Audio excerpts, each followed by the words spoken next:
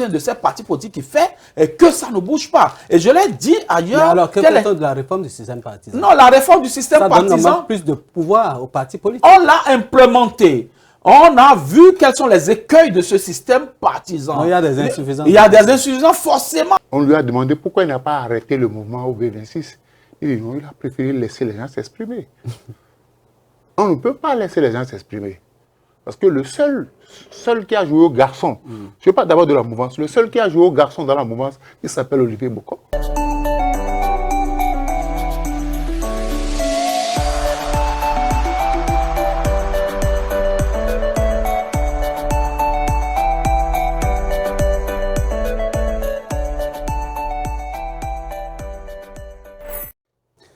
Élection générale de 2026, pourquoi les partis politiques sont-ils timorés? C'est le thème autour duquel cette émission va se tenir essentiellement. Nous allons dans cette émission voir le mouvement au niveau des partis politiques. Boni Yahi qui essaie de mobiliser la plupart d'anciens présidents d'institutions, d'anciens présidents de la République vers la création d'un cadre de concertation d'anciens présidents de la République et d'institutions. La question demeure. Dans cette émission, nous allons également parler de ces partis politiques qui, à 8 mois des élections générales de 2026, n'ont pas encore fait connaître leur candidat. Autant d'interrogations. Et de l'autre côté, les démocrates qui fustigent le comportement des hommes de sécurité, des maires, qui les empêchent de faire des meetings, ce qui va à l'encontre, n'est-ce pas, des dispositions de l'animation de la vie politique dans notre pays. Et puis, nous allons faire un tour aux ministres conseillers qui sont en train de descendre sur le terrain pour constater l'exécution du programme d'action du gouvernement. Mesdames et messieurs, nous allons planter le décor, mais dans ce studio, nous avons 2 invités, les chroniqueurs maison désormais. À ma gauche, Landry Weton. Landry, bonjour. Bonjour Valentin Dibocha, bonjour Alphonse Moïse Soudé, bonjour à tous ceux qui nous suivent. C'est encore un plaisir renouvelé que de venir dans ce studio et décrypter ce qui fait l'actualité de cette semaine. Et vous l'avez dit, nous allons parcourir ces sujets et c'est avec un cœur léger que nous allons faire l'exercice. Mais je tiens à rappeler ceux qui pensent que nous devons être des métaphysiciens sur ce plateau. Nous ne sommes pas là pour transporter les esprits de ceux-là qui pensent qu'on devrait être toujours en phase avec eux. Ce que nous disons ici reste nos opinions, reste des convictions personnelles et que chacun fasse son opinion, son analyse, sa lecture de l'actualité et politique. Donc, que les gens comprennent que c'est cela, la démocratie. De toute façon, le plateau, il est ouvert à tous. Hein. Voilà. Quiconque veut parler, le plateau est ouvert et nous sommes disposés à recevoir des invités de toute nature sur ce plateau de Speedline Télévision. À ma droite, Moïse Soudé, qu'on ne présente plus. Monsieur Soudé, bonjour. Bonjour à vous, Valentin. Bonjour à Landry. Ça fait plaisir pour moi de me retrouver sur ce plateau. Mais je dis, on ne peut pas faire l'unanimité. Alphonse Moïse Soudé ne fait pas l'unanimité. Il a sa lecture des événements. Et si quelqu'un n'est pas d'accord, bon, qu'il nous invite sur un plateau, on va débattre. C'est comme ça la vie, parce qu'on ne peut pas tous chanter le même refrain. Il faut qu'il y ait des gens qui détonnent. Si on ne détonne pas, c'est que le chant n'aura pas sa valeur. Nous sommes au Bénin, on suit presque tous la même actualité et chacun a sa lecture. La lecture est plurielle. Et la lecture est plurielle de cette confrontation d'idées et jaillit la vérité. De toute façon, nous sommes là et puis nous sommes là pour bâtir la citadelle, comme on a l'habitude de le dire. Nous travaillons pour que ce pays vive mieux, nous travaillons pour que les bonnes décisions soient prises pour le bien-être des Béninois. Tout de suite, nous allons suivre cette tournée des ministres conseillers à travers la descente de Claudine Prudencio de l'autre côté du Monokufo. Suivons.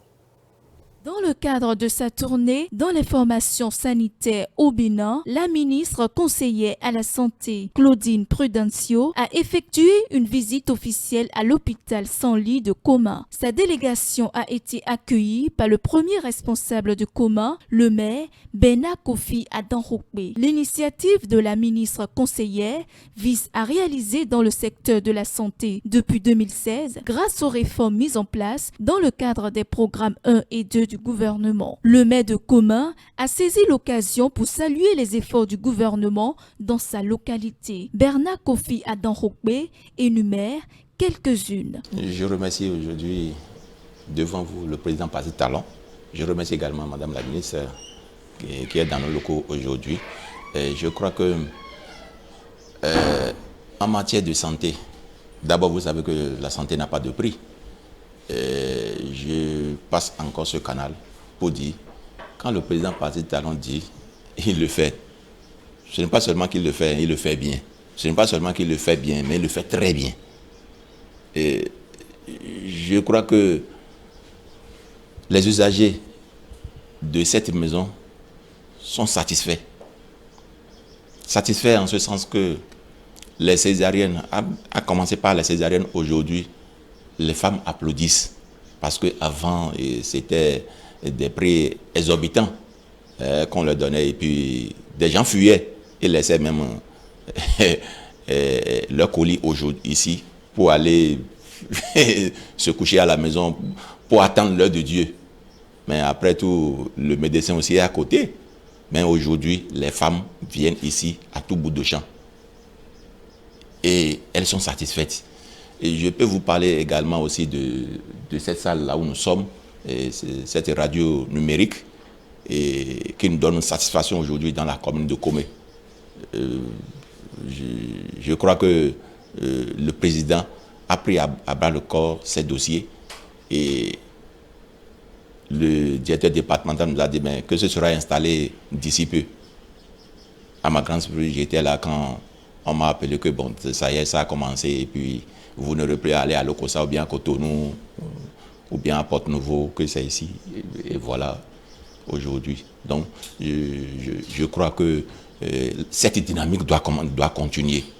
Si cette dynamique ne continue pas, on ne pourra pas avoir tout ce que nous voyons aujourd'hui. Et je remercie encore le gouvernement du président Patrice Talon. Vous savez qu'aujourd'hui, nous avons un directeur très jeune et dynamique qui nous aide. Avant, si vous venez ici, vous n'allez pas constater un dynamisme, le mouvement dans la maison. Mais aujourd'hui, tout se meut. Et on comprend aujourd'hui. Et en matière de santé, je crois que tout change un peu. On constate aujourd'hui les réalisations au niveau de notre hôpital de zone, que nous appelons communément 100 lits dans tout le département. Donc je crois qu'il y a une grande avancée aujourd'hui. La santé des populations occupe une place de choix dans le programme d'action du gouvernement. Cette visite de la ministre Claudine Prudencio permet de toucher de doigt les progrès réalisés en la matière dans la localité. Voilà, nous revenons donc dans ce studio pour planter le décor. Moïse Soudé, votre appréciation de cette descente de Claudine Prudencio dans le département de Monokoufou. Mais je voudrais dire à M. le maire que le président Patrice Talon au pouvoir il y a 9 ans. Je voudrais que le maire garde ça dans sa tête. Il y a 9. Donc, si on doit comparer quelque chose, c'est comparer les actes du président Patrice Talon lui-même. Parce qu'il y a 9 ans, il a pris le pouvoir et il y a intérêt qu'il y ait évolution. Donc, il a levé le doigt pour diriger le Bénin. C'est parce qu'il sait bien le faire qu'il a pris le pouvoir. Mais moi, je dis, est-ce qu'on est obligé de descendre sur le terrain pour constater ce qui est bien fait, se remarque et se dit? Non, mais on avait accusé quand même le gouvernement de la normocommunication. Non, on a fini avec la normocommunication. Depuis longtemps, on a fini avec la normocommunication. Je dis, nous sommes déjà à l'heure. Les ministres conseillers sont dans leur rôle. Ils sont dans un rôle purement politique. Ils ont été nommés pour des missions politiques. Donc, ils sont en train de baliser le terrain. Ouais, quand on passe dans les communes, ce n'est pas forcément pour la présidentielle. On verra les communales, on fera les législatives. Donc, on est en train de baliser le terrain pour les éventuelles candidatures.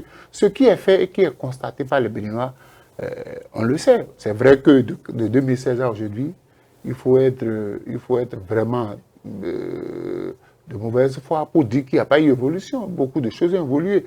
Des choses ont été bien faites, d'autres sont encore en train de ne pas être bien faites. Donc il faut, parce que quand on fait une mission comme ça et que le maire trouve que tout est beau, ça c'est ce que lui dit.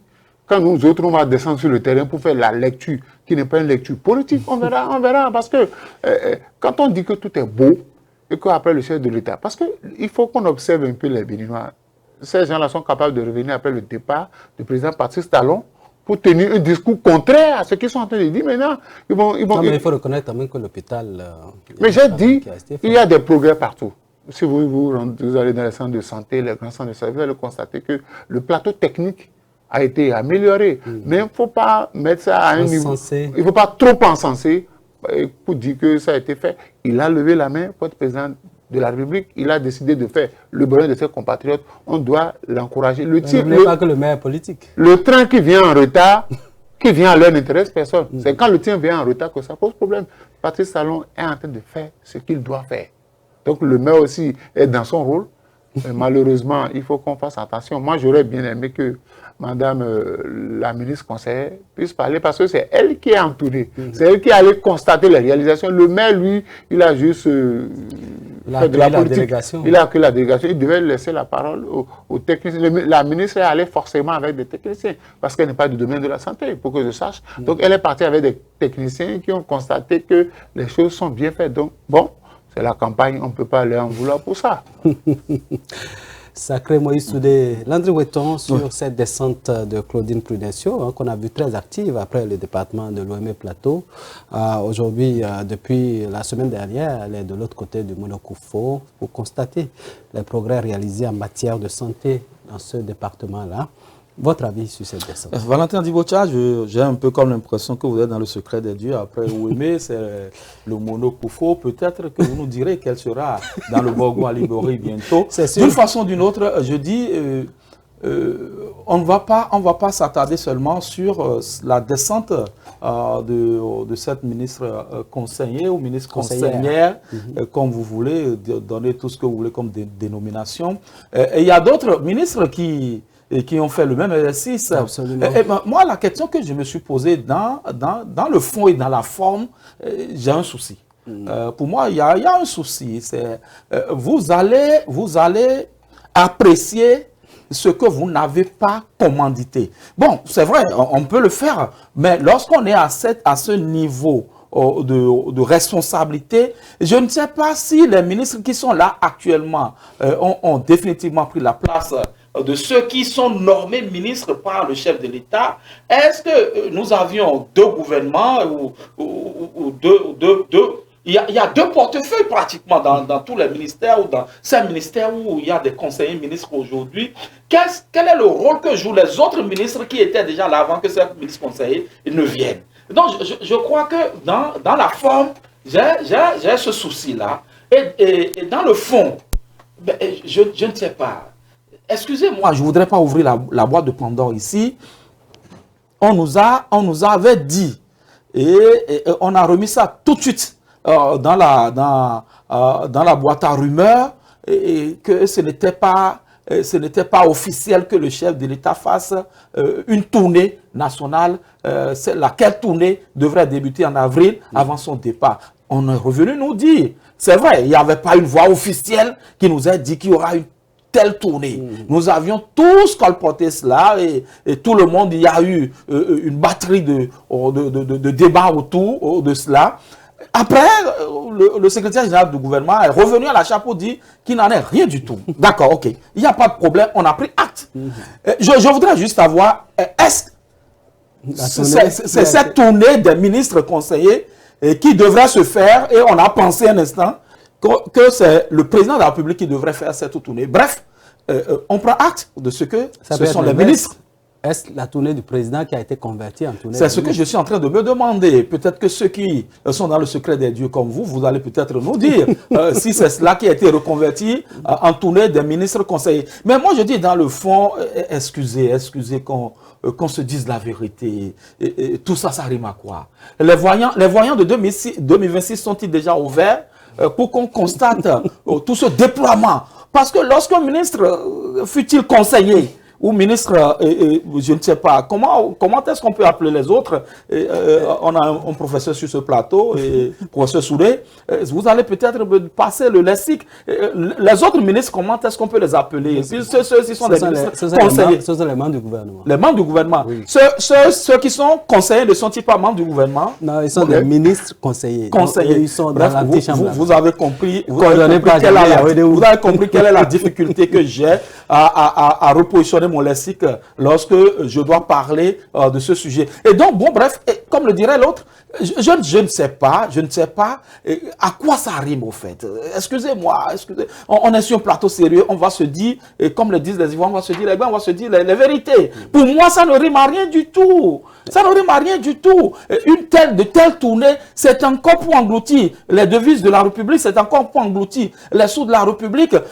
On va constater si un hôpital, comment dirais-je, fonctionne bien, on va constater si telle école, la cantine fonctionne bien, alors qu'on a besoin de s'asseoir, de réfléchir pour être dans une dynamique, dans la continuité de ce qui a été fait et que ceux qui l'ont fait, qui ont piloté tous ces dossiers en dehors de feu Yves Tchabi-Kwaro, qui est parti, tous les autres ministres sont encore là. Et si c'était une délégation où les ministres, membres du gouvernement, comme vous le dites, et ceux conseillers, si c'était encore la paix qui se déplaçait dans cette tournée, pour que les autres disent, ah, monsieur le ministre conseiller, voici ce que nous avions fait, puisque vous êtes là maintenant. On pense qu'on devrait faire ceci. Mais je n'ai pas vu ça. Je n'ai jamais vu dans cette tournée les ministres membres du gouvernement et ceux qui sont conseillers être ensemble.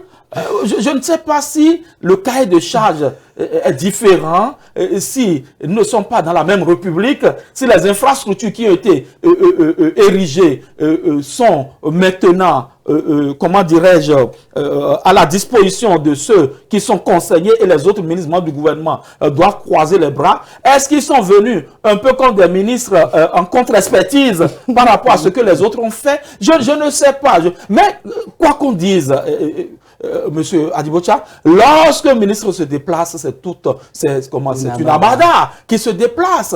Ça ne se déplace pas, comment dirais-je, sans rien. C'est encore aux frais de la princesse et que tout cela est fait. Alors que nous autres, nous avons besoin aujourd'hui qu'on mette ces ressources ensemble pour pouvoir faire beaucoup d'autres choses. Le chef de l'État, comme Moïse Alphonse Soudé l'a dit, il a fait des choses. Il faut être d'un esprit malin et pour oser dire que rien n'a été fait dans la République. Mais on a encore des soucis, on a encore des choses, il y a des choses à faire. Et je l'ai toujours dit, le problème de la survie reste un problème de tous les jours existentiel pour le Béninois. Et moi, j'ai toujours dit, lorsqu'on rentre dans le domaine de l'agriculture, lorsqu'on rentre dans le domaine de la nutrition, on a des choses qu'on devrait faire pour que la mesure de maïs ne soit plus à 400 francs, à 500 francs, le kilo, comme le dirait l'autre, et que le gari ne soit plus à 500 francs, alors que nous avions des terres aujourd'hui où on peut investir des ressources pour pouvoir permettre à ce que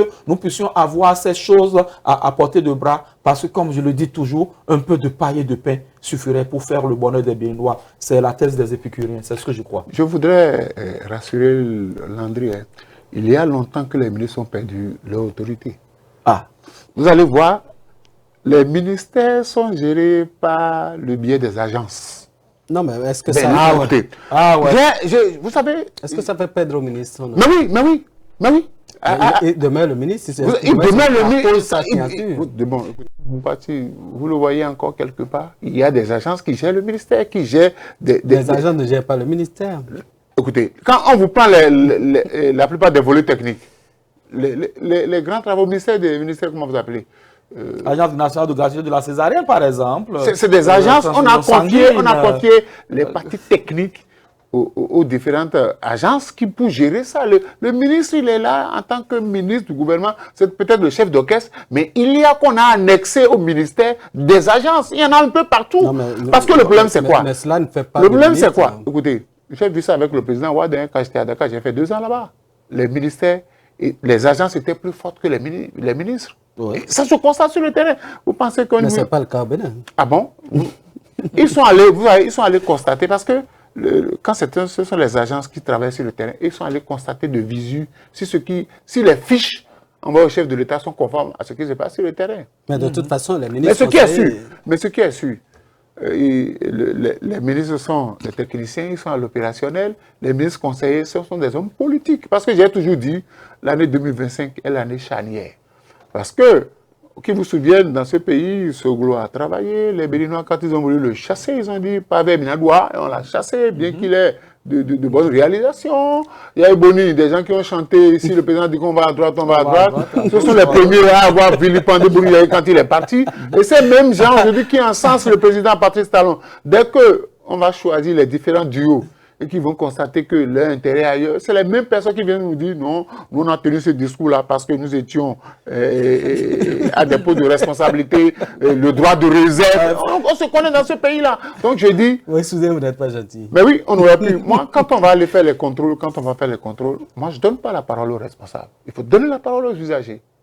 On parle de santé, allez voir encore le monde fou au CNHU. Parfois, vous vous levez très tôt le matin pour aller au CNHU. Pour être reçu, c'est difficile. D'abord, à la caisse, il y a du monde, c'est bombé. Donc, je dis... Donc, vous pensez qu'il faut créer 2 caisses au CNHU? Il faut descendre. Dans les 2 entrées. Parce que le problème, c'est quoi?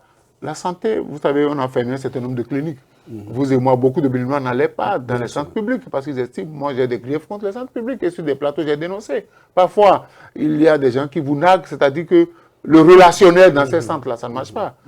Parce que si on installe des appareils, je suis d'accord pour moderniser la santé, mais il faut avoir l'argent. Landry l'a dit, si je n'ai pas un bon salaire, on nous a dit, ça là, on dit, bon, tous les Béninois reçoivent leur salaire. Je suis d'accord, on reçoit nos salaires. Mais sur le marché de la consommation, est-ce que les prix sont les mêmes?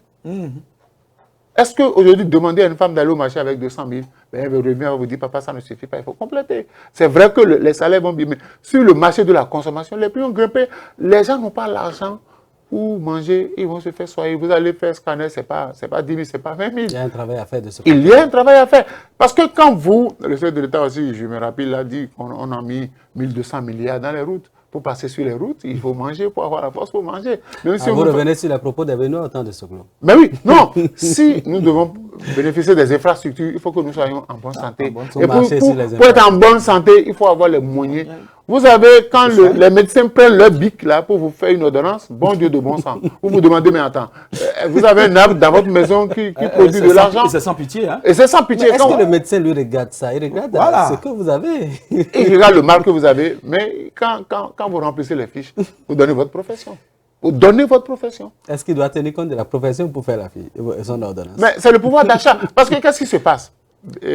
Face à la des gens vont aux soins, on leur prescrit des analyses, on leur prescrit des médicaments, ils ne reviennent plus. Parce que le médecin dit, je te revois dans 2 semaines avec les résultats. Mais n'ayant pas les moyens de se faire soigner, il ne revient plus. Il dit, bon, je vais à Tokwa, je vais me contenter des tisanes pour me... Donc il faudrait que... C'est vrai qu'on est en train de construire ce qui est moderne pour le pays. Je les félicite pour ça. Mais c'est construit pour qui? Qui vous souvient que la dernière fois, nous avons parlé des logements. Les logements de Ouedo. C'est construit, c'est bon pour le pays. Mais c'est pour qui? C'est pour quelle catégorie de Béninois?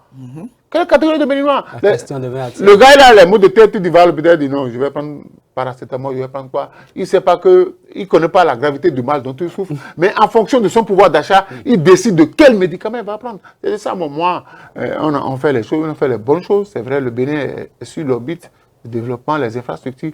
Mais le côté humain, qu'est-ce qu'on fait de l'être humain béninois? Que devient l'homme dans cet engrenage?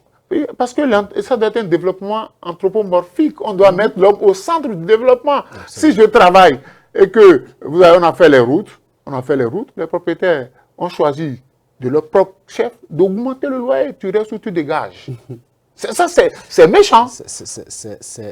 Tout à l'heure, écoutez, quand je viens dans votre studio, j'ai pris un zémi, il a dit mon temps. J'ai dit, mais on vous a dit que le chef de l'État a augmenté récemment les salaires. De là à là, vous me demandez ce prix-là.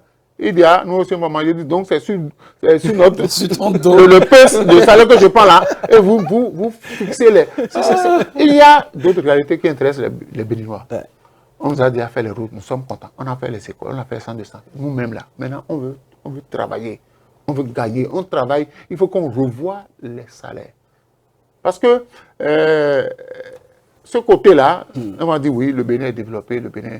Ceux qui viennent de l'Europe, quand ils sortent de leur avion, on voit que tout est beau, tout est mignon. Mais quand ils commencent à descendre vers le bas peuple, ils constatent que, bon, en réalité, Cotonou, Bénin, ce n'est pas Cotonou. Ah oui. Donc il faut que les quelques jours qui restent, les quelques mois qui restent de l'État, qu'on mette l'accent sur le côté humain. Les Béninois ont toujours dénoncé ça pour dire le volet social. On ne dit pas de distribuer de l'argent aux gens, mais qu'on permette aux Béninois, s'il prend son argent, il va au marché, qu'il achète l'essentiel. S'il va à l'hôpital, qu'on ne lui écrit pas des médicaments exorbitants où il est obligé de dire, bon, je ne retourne plus chez ce médecin-là. Il faudrait que dans les centres de santé aussi, l'accueil soit revu. L'accueil soit... Parce que, vous savez, on dit quand tu es malade, ma maman dit souvent, quand tu es malade, dès que tu es arrivé à l'hôpital, tu es bien accueilli, tu es guéri à 50%.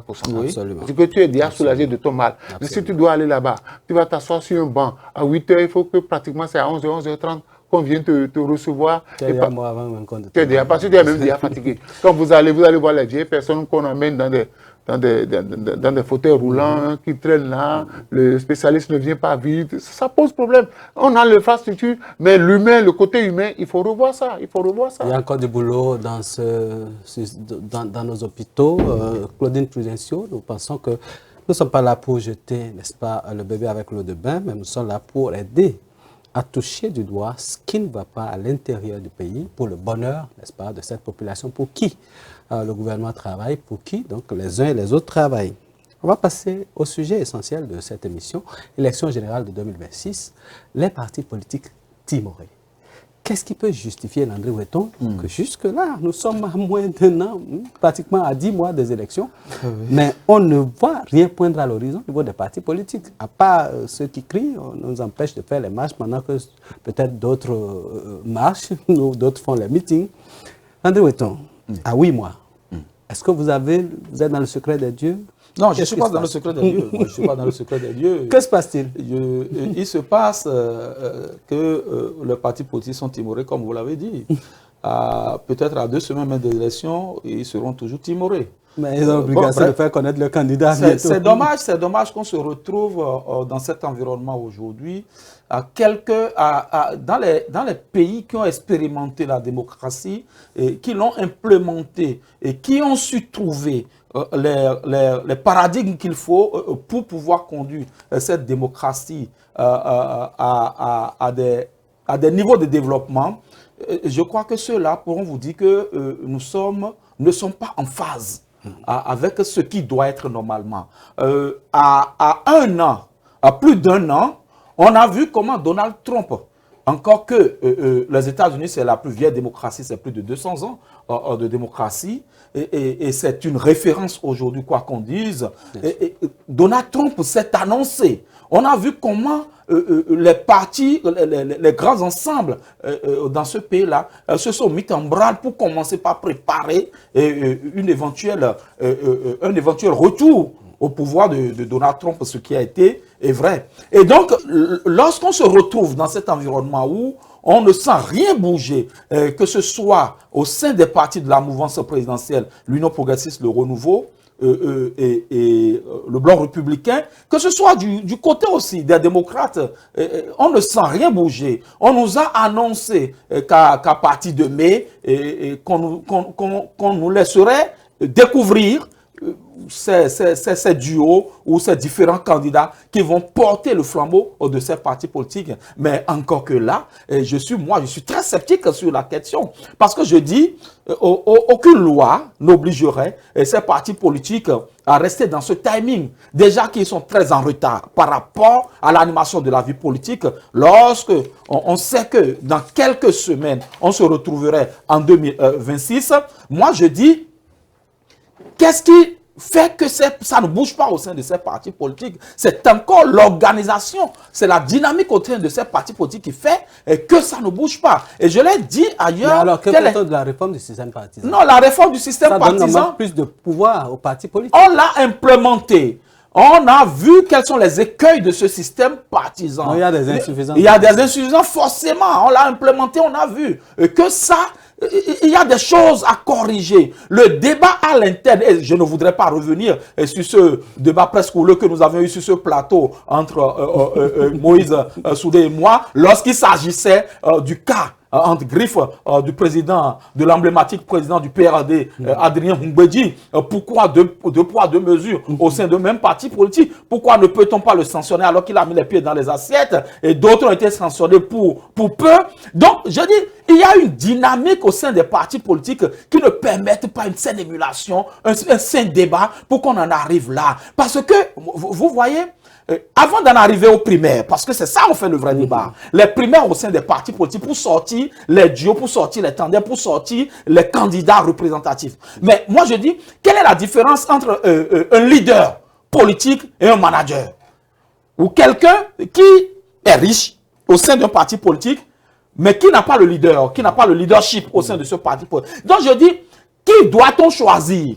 Moi, je ne voudrais pas rentrer dans ce débat technique de ces partis politiques, mais je dis, ça va être très dur pour ces partis politiques de nous sortir aussi facilement ces candidats, ces duos-là, d'ici mai, d'ici juin, d'ici août. Moi, je les mets au défi de me sortir. Et encore que, quand ça va se faire, vous allez constater, vous qui savez lire entre les lignes, que ce ne sera pas à l'unanimité au sein de ces partis politiques que ces duos seront sortis. Parce qu'il y en a qui pensent que parce qu'ils ont l'argent au sein de ces partis politiques, c'est eux qui devraient être leaders. Il y en a qui pensent que c'est eux qui sont leaders confirmés et qui doivent être choisis l'un dans l'autre. Comment est-ce que ça va se passer? Moi, je dis, la réforme du système partisan, je suis d'accord. Mais est-ce que nous avions aujourd'hui, tous les paradigmes sont là pour qu'on puisse apprécier? Est-ce que le débat est franc au sein de ces partis politiques pour qu'on en arrive à un choix plébiscité, je vais le dire, ou à un choix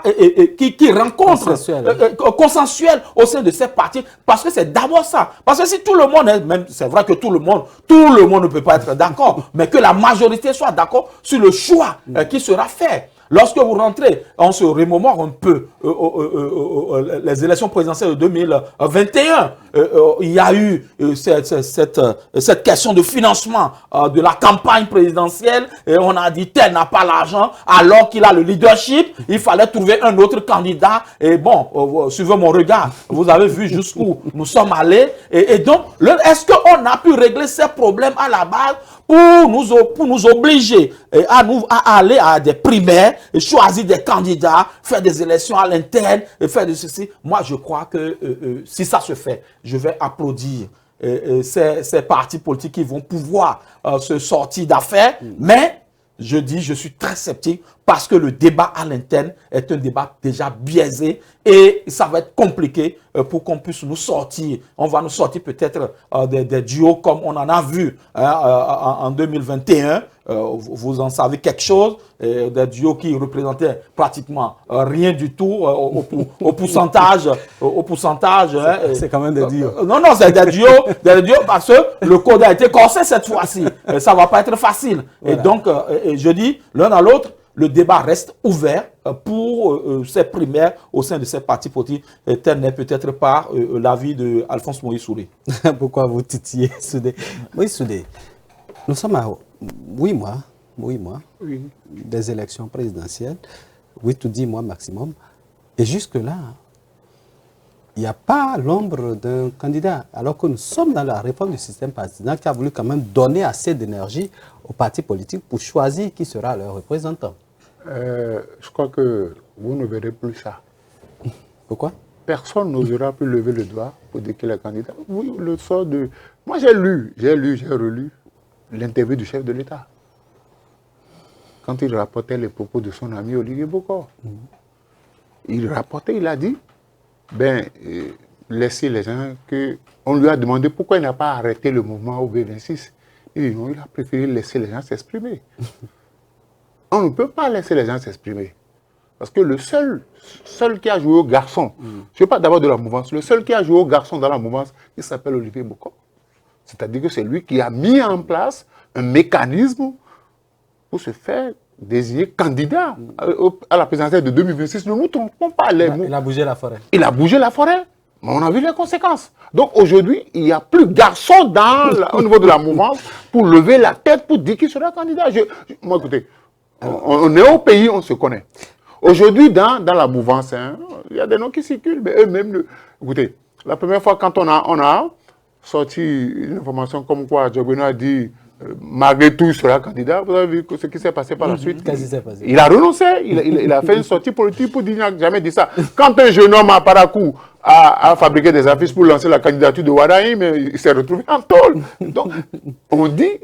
Le chef a dit, le débat ne sera ouvert qu'à 6 mois de la présidentielle. Ce n'est pas moi qui l'ai dit, c'est le mentor de la mouvance. Ça veut dire quoi? Est-ce que c'est encore lui qui parle pour l'opposition?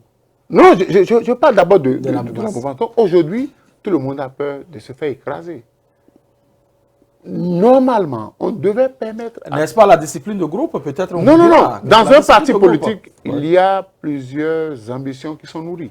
On devrait, que ce soit de la mouvance ou de l'opposition, on devrait donner la possibilité à ceux-là de s'exprimer, donc de passer... La seule méthode par laquelle on peut désigner les candidats sans imposer un candidat, c'est de permettre à ceux qui peuvent voter dans un parti de participer aux primaires. Et là, ça sera un duo ou des duos consensuels. Mais nous avons vu, moi je dis, j'ai l'impression que les hommes politiques ne tirent pas leçon du passé.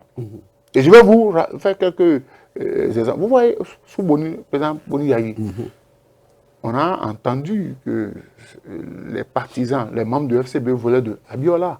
Mais quand on a imposé Zessou, qu'est-ce qui s'est passé? Vous avez vu comment beaucoup sont allés vers Adjavon, beaucoup sont allés vers Talon, et le candidat Tofik de la mouvance a échoué parce que ce n'était pas le candidat consensuel. Et je crois que le chef de l'État devait tirer leçon de cela, permettre à tous ceux qui ont envie d'être candidats, que ce soit pour la présidence ou la vice-présidence, d'aller qu'on appelle aux primaires, et que les membres du parti, les délégations du parti votent. Et vous allez voir, quand ce sera le candidat désigné par le parti lui-même, et non le candidat imposé, il y aura une certaine ferveur dans les partis. Aujourd'hui, la même chose, c'est l'opposition. L'opposition, on ne sait pas, on voit Eric Oumundete. Est-ce que là encore, c'est le chef de l'État qui non, les empêche de... Vous savez, il y a sur le terrain politique, tous les coups sont permis. Personne ne veut sortir son duo pour qu'on commence par lui sortir des casseroles dont nous n'avons jamais entendu parler. Tout le monde est prudent. Vous allez voir, l'opposition désignera son duo après celui de la mouvance. Mais est-ce que normalement, hein, lorsqu'on regarde normalement la réforme du système partisan, ce n'était pas au parti politique, bien qu'on ait plusieurs partis qui soutiennent les actions du chef de l'État, ce n'était pas au parti politique, chaque parti politique de sortir son duo. Mais oui, est-ce que c'est normal qu'aujourd'hui on soit en train de parler d'alliance encore de partis? Écoutez, Landry vous a donné l'exemple de 2021. Vous avez vu comment les duos ont été décidés précipitamment sans que... Parce qu'il n'y avait que les... Parce que le problème qui se pose, c'est affaire de parrainage. On dit, vous parrainez le candidat à vous désigner par votre parti politique. C'est-à-dire que ce sont les responsables. Ça peut être le bureau politique qui se retrouve, qui désigne le duo, et vous, les députés, vous les maires, vous avez l'obligation de donner votre parrainage. Et je dis, d'aller lire l'article 40. Est-ce qu'il n'y a pas de crainte? Si vous ne donnez pas votre parrainage pour soutenir le duo, parce que c'est les premiers dossiers à déposer, vous n'allez pas être positionné sur la liste des municipales, ni sur la liste des législatives. La loi a été corsée. Est-ce que vous pensez que malgré ça, il n'y aura pas de fous qui vont réagir autrement? Mais oui, ok, il y a des fous qui vont réagir. C'est pourquoi j'ai dit, si on ne touche pas à ce code-là... Parce que cette affaire de parrainage, on se rappelle, en 2021, écoutez, a posé beaucoup de problèmes. J'ai fait déjà... Ce même code a dit même que vous ne pouvez pas parrainer un autre candidat autre que le candidat de votre parti politique. Désigné par votre parti. Donc, il peut arriver. C'est pourquoi je prends toujours le cas... Et si je refuse de parrainer? Ok, j'ai pris le cas des 28 députés de l'opposition. Ils n'ont pas de maire, donc ils n'ont que 28 parrainages. Si, entre-temps, le duo désigné par l'opposition ne requiert pas l'assentiment de tous les 28 députés, il suffit qu'un seul député refuse de remettre son parrainage, et basta, l'opposition est bottée à la touche. Et si on ne fait pas attention, ça va arriver. Parce que dans la déclaration du chef de l'État, Patrice Talon a dit, qu'est-ce qui empêche que le président Boni Yayi et moi soutenions le même candidat en 2026? Je voudrais que les gens de la mouvance et de l'opposition réfléchissent à cette phrase-là.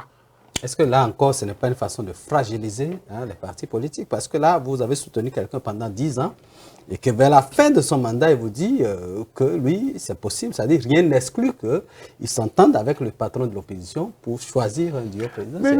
Mais non, le chef de l'État veut... Mais non, lorsqu'on est le chef de l'État a envie de trouver quelqu'un qui va continuer son œuvre. Le chef de l'État a envie de trouver quelqu'un pour assurer ses arrières. Le chef de l'État a envie de trouver quelqu'un pour perpétuer ce qu'il a commencé. Et quand je dis aux gens de la mouvance que le chef de l'État, il les connaît, il ne leur fait pas confiance, il y a des gens qui m'appellent au téléphone, qui m'insultent. La preuve est là maintenant. Oh, s'ils sont garçons là, Landry, je suis d'accord avec toi. S'ils sont garçons là, quelqu'un n'a qu'à se lever pour dire, lui, il est candidat en 2026. Il n'a qu'à se lever.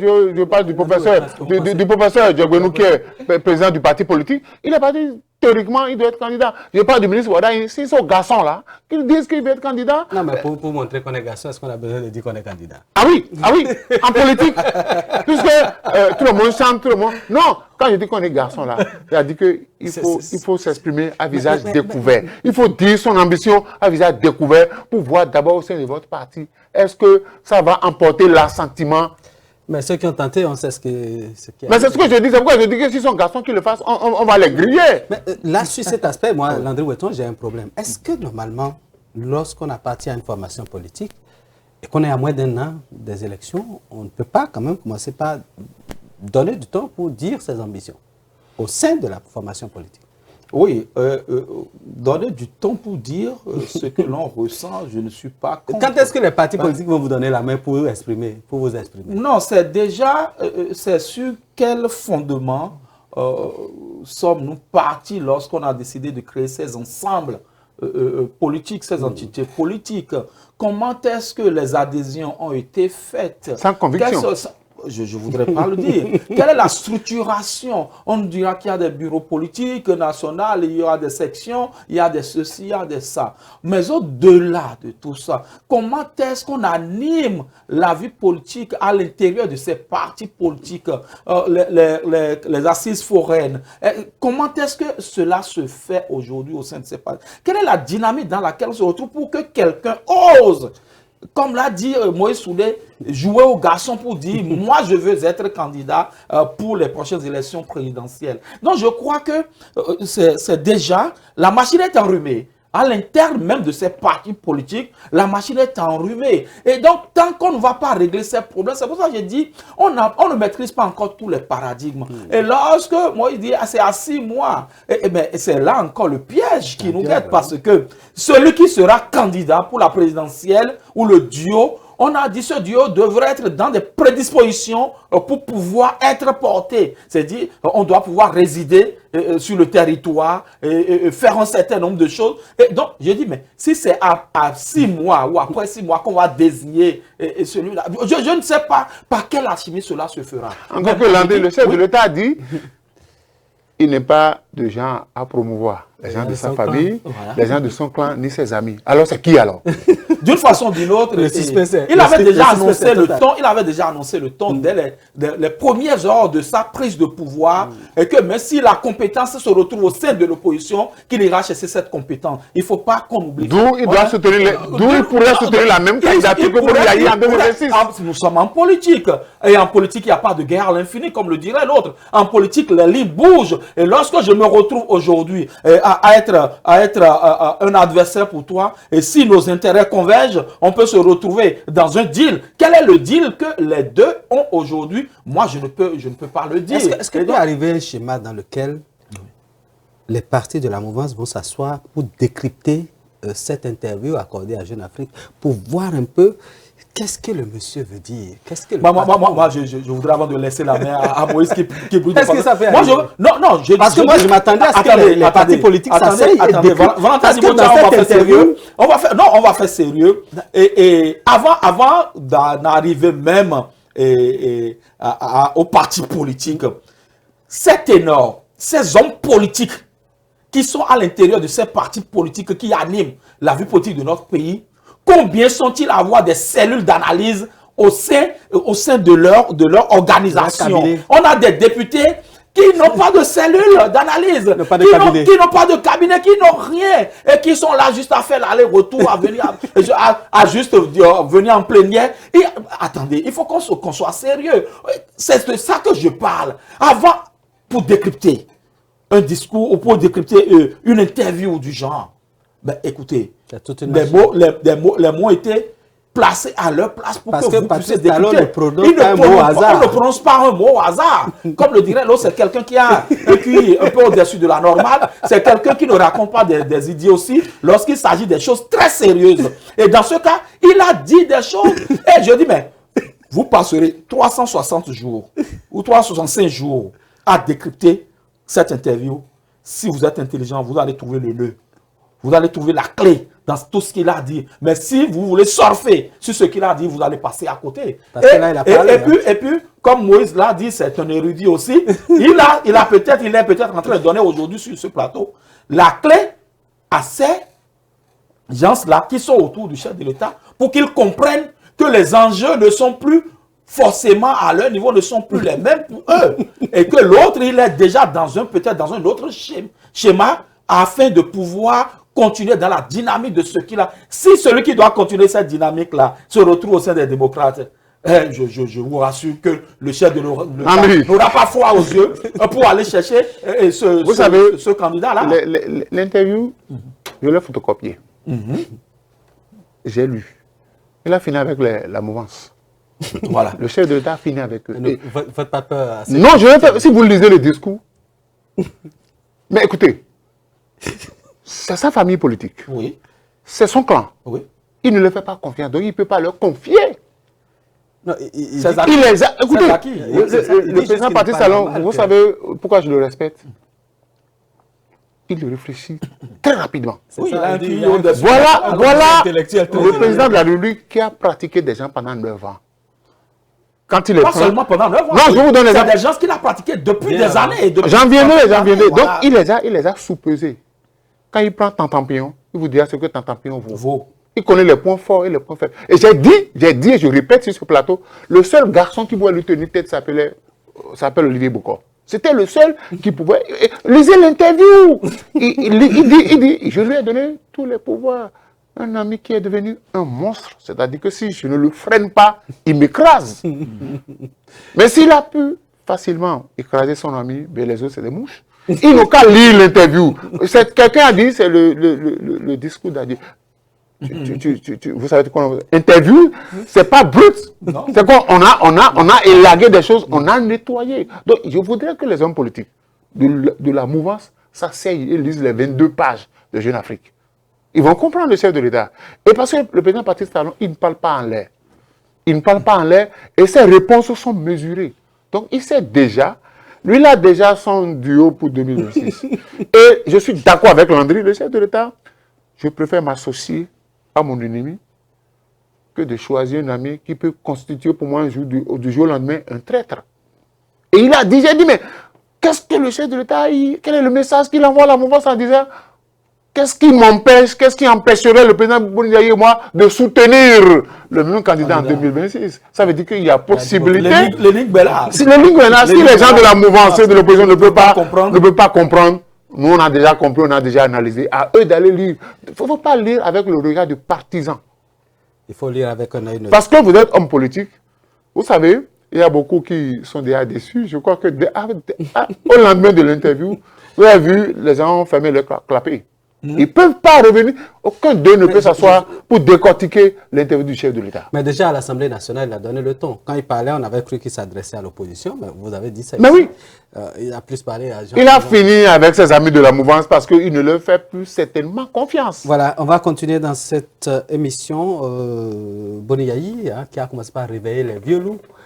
On a vu Adrien Amoussou, on a vu Adrien Mbedi plutôt, on a vu Amoussou Bruno, on a vu... Là, on a commencé par voir beaucoup de mouvements. Boniaï vers Soglo, Boniaï vers Adrien Amoussou, Mbedi qui s'est rendu en retour chez Boniaï. Adrien Amoussou, Adrien Mbedi. Adrien Mbedi plutôt. Adrien Mbedi qui s'est rendu chez Boniaï. Qu'est-ce qui se passe? Quand j'ai vu ce mouvement-là, vous savez c'est à quoi j'ai pensé? Coalition de la rupture. Coalition de la rupture, c'est-à-dire que la coalition qui a ramené les chefs d'État au pouvoir, je sors de cette coalition à Boniaï, il n'était pas de la coalition, tous les autres sont de la coalition. Donc, qu'est-ce qui se passe? Non, c'est-à-dire que les dés sont jetés? Nous nous sommes associés pour faire venir quelqu'un. Nous devons nous associer pour que sa succession soit assurée, même si, au cours des 10 ans, il y a eu entre nous des anicroches, c'est comme ça. Parce que le problème, c'est l'après Patrice Talon. C'est l'après Patrice Talon. Donc aujourd'hui, les gens se disent partira. Moi, j'ai déjà fini avec ce débat. Il a donné sa parole et je fais foi à la parole du chef. On ne met pas en doute la parole du chef jusqu'au moment où le chef vous amène vous-même à douter de sa parole.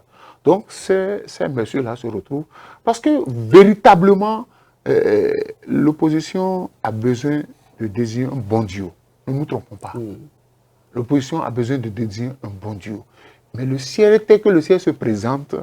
Ça tourne autour de deux personnes, ne nous trompons pas. Ou Eric Oundété comme président, Noureni Achadé comme vice-président, ou le cas contraire. Vous livrez les... Non, c'est les analyses, on les voit depuis cet temps. Notre cher ami Oundété... Entre Noureni Achadé et Oundété, le courant passe bien. Mais ils sont du même parti. Ils sont obligés de... Non, en fait, ce qui va poser problème entre les deux, c'est le positionnement. Qui va être président et qui va être vice-président. Bon, dans l'ordre Donc, des choses, les autres noms qui circulent là, le fils de Yahi et son nom, écoutez, il faut avoir l'expérience politique. Et le chef de des fils, ça ne marche pas au Bénin. Non, ça ne marche pas. Le pouvoir, ce n'est pas une monarchie. Donc je dis, n'a jamais fonctionné. Les anciens présidents, vous savez, les anciens présidents, eux tous, personne ne peut me prouver le contraire, eux tous, que ce soit le président de l'Assemblée nationale, ils ont facilité le vote d'un certain nombre de lois pour asseoir le régime de la rupture. Il y a que certains ont consolidé le pouvoir de Baptiste Talon, même si le vieux briscard Bruno Amoussou n'est pas d'accord de la manière dont on l'a botté à la touche pour le faire remplacer par l'autre là. Mais aujourd'hui, il y a que il veut se mettre ensemble. Pas pour détruire, mais pour sauver la démocratie béninoise. Parce que si nous ratons 2026, c'est que bon, le Bénin va repartir à zéro. Donc, ils veulent mettre ensemble. Vous savez, on peut. C'est en cela que j'aime les Béninois. On s'engueule, on se tape dessus, mais quand il y a qu'il faut défendre le pays, on se met ensemble. Et je crois qu'ils vont peut-être faire des propositions concrètes au chef de l'État, parce que quand vous lisez son interview, vous êtes content, quoi. Vous savez que ce monsieur-là, il sait là où il va. Il a une longueur d'avance. Il sait à qui il veut remettre le pouvoir. Donc, les autres qui sont de la mouvement, ils n'ont qu'à comprendre que le chef les a pratiqués, il les a éprouvés, il les connaît. Voilà, si quelqu'un n'est pas d'accord, qu'il vienne sur ce plateau, le plateau est bien ouvert pour qu'on puisse en discuter. Landry Weton, ce mouvement-là, des vieux loups, c'est-à-dire les gens qu'on a cru, qu'on a envoyés au garage, qui ont commencé par refaire surface, Landry Weton, qu'est-ce que ça va donner? Des baobabs de la politique nationale, il faut le dire, ce sont des vieux on avait entre-temps cru qu'ils sont envoyés à la retraite. Non, ils ne sont pas, c'est pas possible, c'est des sages. Comme on le dit souvent, un vieux qui est assis voit plus loin qu'un jeune homme qui est debout. Et c'est encore cela ce que l'on constate au sein de ce creuset-là. Et que ces gens-là se mettent ensemble, Moïse Alphonse Oudé l'a dit, ce n'est pas forcément, ce n'est pas pour venir semer la débandade dans la République. On a besoin de leur expérience. C'est des gens qui ont dirigé ce pays. Le patriarche de Soglo, on connaît son expérience. Adrien Mbedji, on ne peut pas le botter dehors quand il s'agit de parler de la politique de la démocratie béninoise. Yahi Boni, avec ces 10 années de gouvernance, et peut-être même avant, il a eu à soutenir des régimes. Et Adrien, et je dis à Moussou Bruno, on connaît l'expertise du renard de Diakotomé, on le connaît correctement. Et donc, l'un dans l'autre, je crois qu'on a besoin de ces personnalités. Et lorsqu'on ouvre un peu plus le cercle et que l'on peut aller vers un Théodore Olo, un Ousmane Batokor, un Robert Dossou, et c'est encore des gens qui doivent se mettre ensemble pour continuer à diriger le pays, à diriger ou à nous montrer la direction, la boussole même de cette démocratie-là. Et le chef de l'État actuel, il est en train de finir et il a certainement fait ce qu'il a pu pour cette République. Et si aujourd'hui, on se retrouve à être obligé de comprendre qu'il ne fait pas foi en ces lieutenants d'hier et que c'est un Éric Roundété ou un René Achadé qui sera positionné, tant mieux pour la République, pourvu que la République se porte bien. Vous concluez maintenant votre mot de fin? C'est un plaisir. J'espère que nous avons dit ce que nous avions à dire et que tout le monde peut ne pas être d'accord avec nous, mais c'est notre opinion, c'est notre analyse, que chacun se fasse son analyse de la situation. Mais nous sommes là, pas pour faire tomber la citadelle, mais pour que la citadelle se porte bien. Moïse, en créant des difficultés aux partis, les démocrates sur le terrain, on leur ouvre le boulevard pour le palais de la République. Je dis, il faut lire l'histoire du Bénin. On ne s'attaque pas à des gens. Quand la victimisation, il faut refuser ça. Écoutez, ce que le conseil a attaqué à Boni Yahi, on a dit qu'il faut sortir une loi pour faut avoir résidé de façon continue au Bénin. Les Béninois ont pris parti pour Yahi Boni. Quand on a dit que l'acte de naissance du président Patrice Talon a disparu et que tout ça là, les Béninois ont pris fait cause pour Patrice Talon. Si vous vous attaquez aux démocrates tout le temps et vous voulez bousculer sur le terrain, basta. Les Béninois leur remettront le pouvoir en 2026 avec la bénédiction du chef de l'État présent et les anciens présidents. Donc, il faut lire les choses, il faut faire attention. Quand on vous envoie, il faut savoir vous envoyer. C'est ça. Voilà, quand on vous envoie, il faut savoir vous envoyer. Ça, c'est très important pour tous ceux qui occupent des postes de responsabilité dans ce pays. Le Bénin est pour nous tous. Et nous avons le droit de travailler pour que ce pays soit un pays prospère. Beaucoup de choses ont été déjà faites pour amorcer, n'est-ce pas, cette marche vers le développement. Les gouvernements successifs ont travaillé. Nous sommes à l'ère de la rupture et elle aussi. Elle sera bientôt conjuguée au passé, mais déjà les yeux sont fixés sur 2026 pour savoir le duo qui va donc désormais piloter tout ce qui a été mis en branle pour que le pays puisse véritablement décoller, pour qu'on puisse rêver d'un pays dans lequel coule le lait et le miel en abondance. Mesdames et messieurs, nous espérons que ce numéro de Free Speech vous a plu. Si tel est le cas, faites-nous le savoir à travers vos commentaires sur nos différentes pages sur Internet. Et vous qui nous suivez à partir de vos petits écrans à la maison, merci d'avoir suivi cette émission. Restez scotchés Speedline, le meilleur reste toujours à venir.